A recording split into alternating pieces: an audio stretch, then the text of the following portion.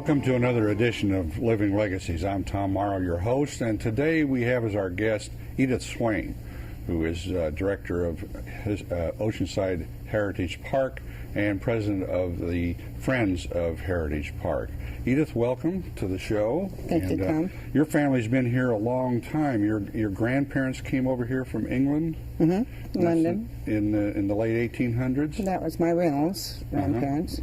Reynolds? My mother's and family. That's who Reynolds School is named after? Named after my mother, yeah. She was the first baby born to the English colony. They formed an English colony when Mr. Morgan started it, and they came when my grandparents got here. They had this English colony. How many were in the English colony? Oh, all of the valley was English people at that time in 1888. Yeah, and then they built a little church, and that's out there by Heritage Park, the old cemetery. And my grandfather was the first one buried there in 1896, and. My mother was the first one baptized there, so she's kind of a valley person, is what she, and a noted historian also. Yeah. Well, 1888 is when the city of Oceanside was incorporated. Of course, that part of the valley was not in the city, and that was way out in the country in those days. Well, actually, San Luis Rey was there before Oceanside, and then Oceanside. They were the railroad station, and that was all. Right. Now, we've got a bunch of pictures here that I'm going to show you, and this is in no particular order, but this is a picture of the mission, and that is tell me about this building right across the street from Well, that was called the creamery, and all the the farmers would send their cream. They would send their milk by my dad used to pick it up, and other people from South Oceanside and all around would pick up the milk, and they'd go there and they'd separate the cream, and they would say, they'd put it in cans, send it to San Diego by train, and the rest they'd take back home for the cows or whatever. It was just separating the milk, whatever that is, and. They used to play games while they waited, and it was kind of interesting. There wasn't much around there in those days. Now this is a picture of, tell us who's in this picture. This is in front of the first post office in Oceanside? And that was on Cleveland and 2nd Street at the time. It's Mission Road now. You can see it wasn't paved. And that's Mrs. Crouch and my grandmother, Alice Reynolds, and she's Alice Reynolds, and she was in Edmonds, became an Edmond. I don't know who the heavyset lady is, and that's Reverend Jacobs, who was the minister for the All Saints Church for many years out in the valley. All Saints? That's what they call it, the little cemetery. Right, and now the Crouch family, that was a well-known family here in town. In fact, this is a picture of the Crouch Ranch. And now that was on Short Street. And Short Street was Oceanside Boulevard and ended at Crouch. And Crouch is now. Which is right in the middle of town. Yeah. Today. And then it became the High Guest Ranch. I remember it as the High Guest Ranch for boys. And they come probably wayward boys, I think. Well, who was Crouch? Well, he went to Australia from England, and he was a sheep man, and he had sheep, and he brought these sheep over to the valley, and caused a lot of horsemen don't like sheep. They didn't go well with cattle? No, they had range wars because he put up barbed wire. But the cattlemen decided that was quite a clever idea, and so they started using barbed wire. They all had their own different kinds of barbed wire. Did you ever hear that? Yeah. Now this is a picture of the beach, and that's what's the bandstand. The old bandstand. And they were having wrestling matches, as you can see the thing there. But what's interesting about that, there was no strand, and they put that right on the dirt, right on the sand, as you can see there. There's no street or anything. I don't have a deed on that, do I? No, this is... I'm sorry, I should have put the deeds on it. Well, now here's another picture of the... it looks like a playground in front of, right near the... yeah, that's before the bandstand was built, the stadium they call it. What's built? What's there today? The stadium, yes, the Pure Amphitheater that they're thinking about tearing out. Yeah, and that was 1935. I do know that, and that was look where they parked the cars there, where now they do all kinds of things. Yeah, and they had the band, and now there they have the strand, don't they? Yeah, I think so. And then back in the corner there is houses. I mean, tents. People, they just pulled up their tent, went out in the sand. Kind of a tent city in the summertime. Sure was. Excuse me. This is a This is a 4th of July celebration in 1912.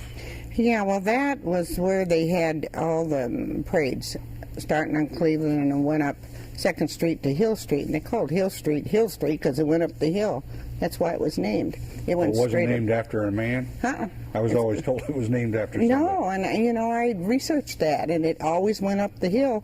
So they thought, oh, well, you know how they named 1st, 2nd, 3rd, and 4th. Right. Well, they'll name it Hill Street because it goes up the hill. That was their It thinking. was kind of obvious. Yeah, and so that was what they where they had their parades. Now this is a picture, 1928 picture of the depot, the Santa Fe depot, and those are a bunch of buses in front there. They were from the what? Well, that's the San Diego State Bar Association caravan. I think August of 28. what they did, they came up and to use the train to go to Los Angeles or something. I can't quite remember. And but they did go to the beach too. See, that was right near the beach. That's the old train station, right in the middle of town. Must have they either had a meeting here, or it might have been that the bridges were out because there was a lot of trouble getting the railroad. Yeah. I know there was a lot of flooding in. Well, in 1916 when the bridge went out there. But bridges went out several times over the years, didn't they? I don't Between think here so. and San Diego. Not really. Not in Oceanside. No, I'm talking about south. Oh, yes. Where they would have to. Sure. San Diego would have to come up here to get to Los Angeles. Yeah. And this is 1915, a picture of Woodrow Wilson, President Woodrow. Yeah, that was really exciting for everybody. That was probably the extension of of Oceanside people. Everybody went to the train station, and that's the old train station in the middle of town. No longer there. I think the only other president to stop in Oceanside was Roosevelt was here, and then Truman was here in 48 when he was running. And Roosevelt came in 41 or 42. Camp Pendleton dedicated Camp Pendleton when they, Well, that was quite a time. Yeah, it sure was. Now this was in the 20s. This was the Bonsall Bridge. And that was my grandfather Roncy's property, and he came in 1896. And he had 700 acres, and his best property was that riverbed. And so he gave the easement for the bridge in 76, but he forgot to get an easement for his cattle crossing, so he had to pay for it to get his cattle across the 76 down, and that was his best grazing land. And this is interesting. Now this is an interesting picture. What are these people doing? They've got their hands stretched out like They're this. saluting the flag. I pledge allegiance. But then that was in 42, and Hitler always went like this, so they decided they no longer would do that. They would do this. That's where we started doing. Hands on the heart comes from, to get away from this. To get away from that, and which was too much like this. Too much like, right. Very good. That's the old auditorium that was torn down. No, you're in this picture. Well, I'm right here. That's you, the young woman with the sweater. Very young. Yeah. Years ago. Well, you look like you were about a senior in high school, and this 17 is you. Or 16, 17. That I only brought that because I couldn't find any other.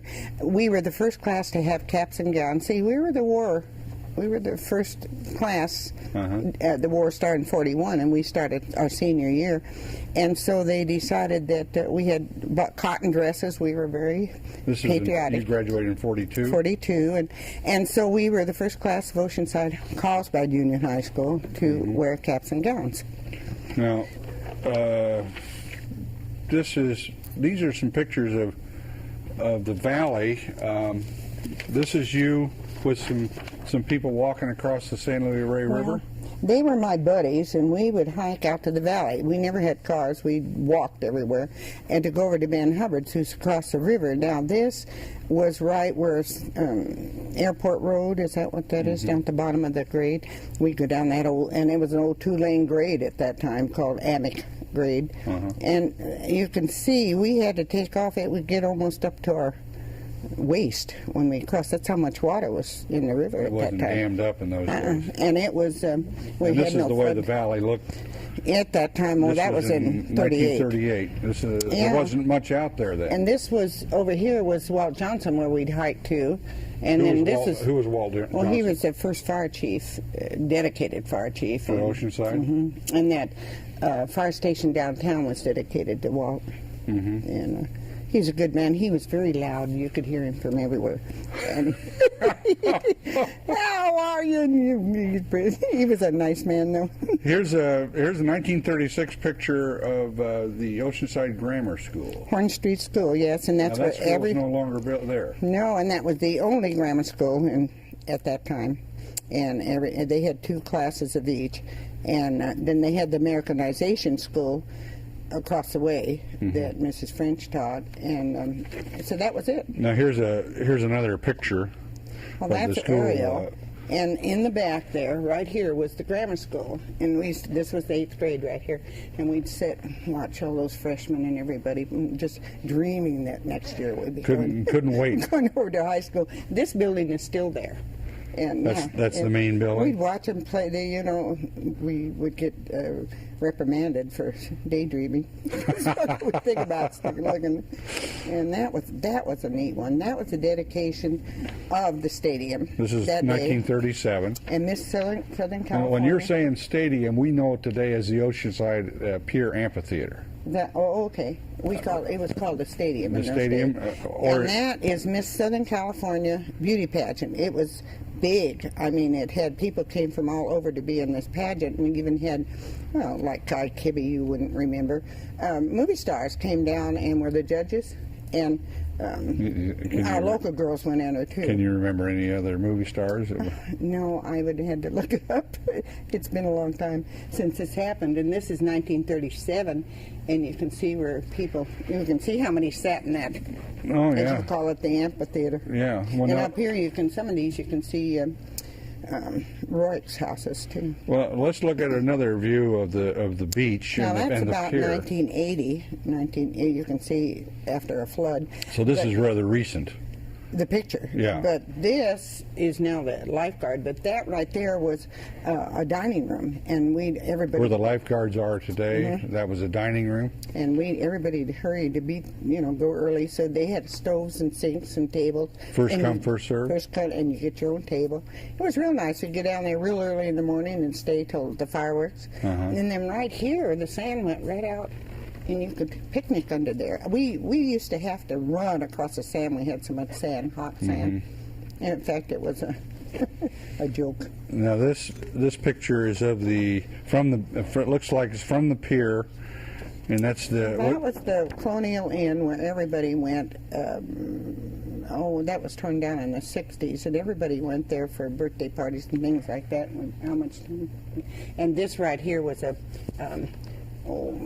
they had Ferris wheels and things. What do you call those? Should have thought of the name of them. But anyhow, merry-go-rounds and that they had on the 4th of July.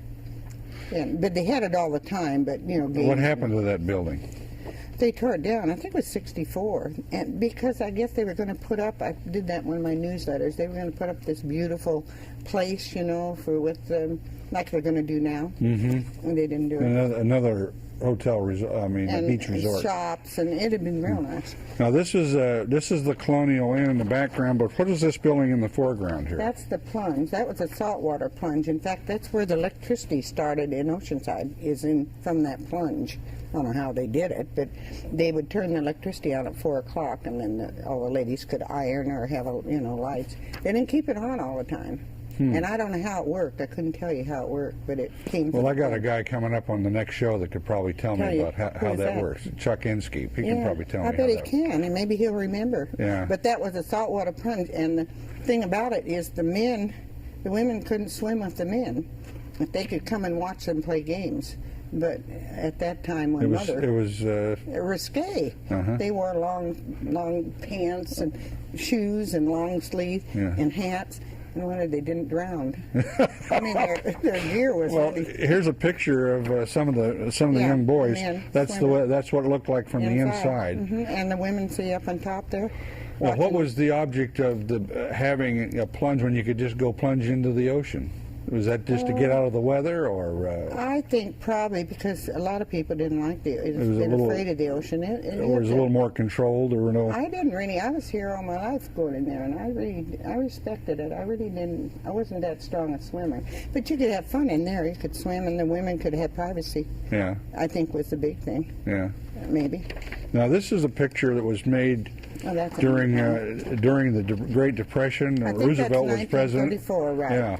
And that is the post office. That's the First Street Post Office. First Street Post But Office. at that time, it was the main post office. Right, and across the street is the telephone company. And the thing about that, I quit junior college in January of '43 and went to work there, and it was horrible. At the post office? It was office? the only post office for Camp Pendleton and everybody. And I used to feel so sorry for the wives that would come in. They wouldn't get mail from home. At that time, everybody redid their garages into apartments for these wives there come and say goodbye to their husbands, and they would use general delivery, and I did have general delivery at that time in Parcel Post, and the packages come in all, sending overseas. They would all come untied. It was quite a project. So you handled all the mail from Camp Pendleton as well?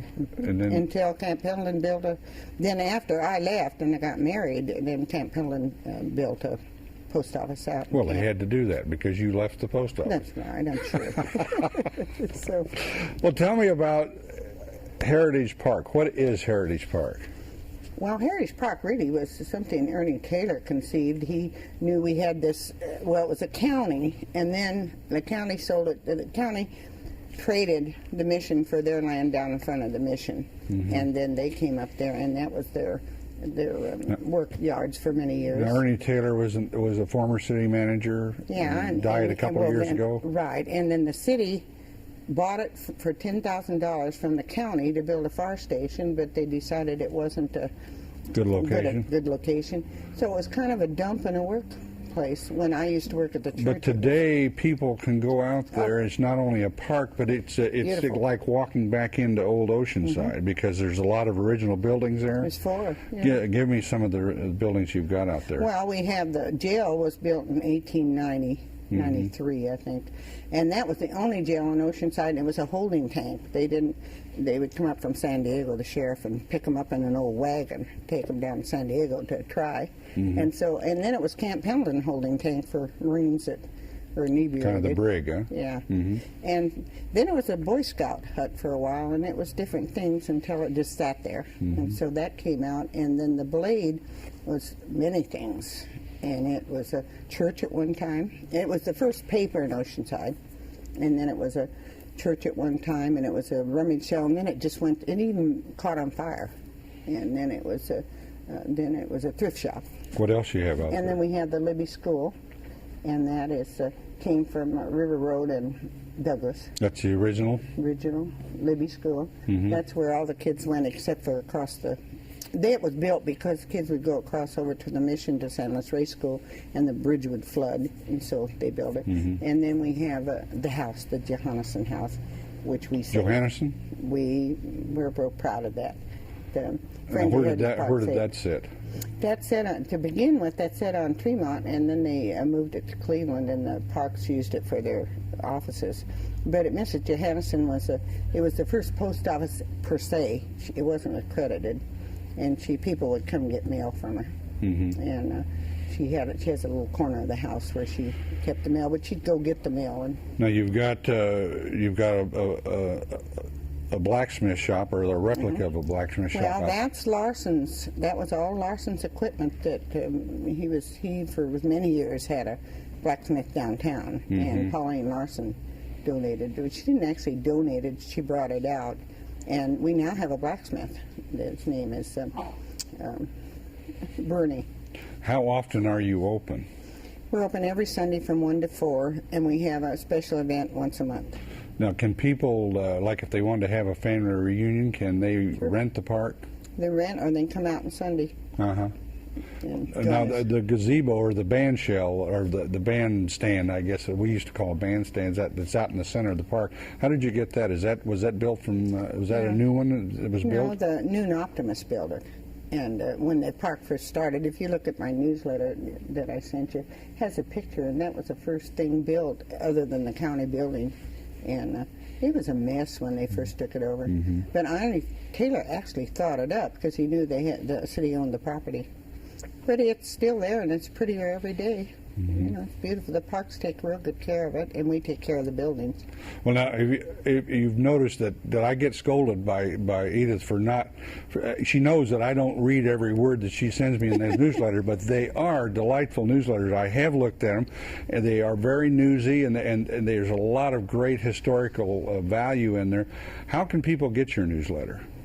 Just I mean, are call me. members of the friends? Just call me and I'll tell them where to send to. It's just $10 a year to join. That pays for the postage. Yeah, $10 a year, and then you're a friend of the Heritage Park. Friend of Heritage Park, and kind of help us take care of it. No, do you mind if we give your phone number out over the air? No, it's it's my phone number. What is your phone number? 433-8297. 433-8297. And I have an answering machine. Just leave a message, and I'll call.